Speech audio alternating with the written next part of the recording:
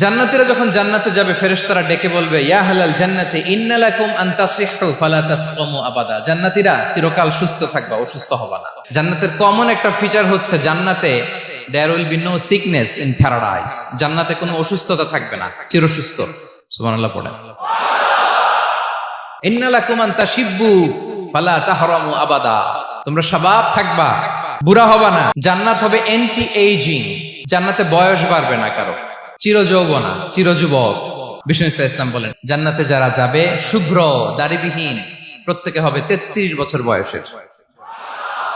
ওয়া ইন্না লাকুম আন তাহিয়াউ ফালা তামুতু আবাদা। চিরকাল বেঁচে থাকবা, মরবা না। এবং সেদিন জান্নাতে মৃত্যু দেয়া হবে, মৃত্যু দেয়া হবে। ইউতাল মাউতু বিকাবশিন আমলাহ। একটা ছাগলের আকৃতিতে মৃত্যুকে আনা হবে। ফায়ুযবাহুল মাউত, মৃত্যুকে জবাই দেয়া হবে।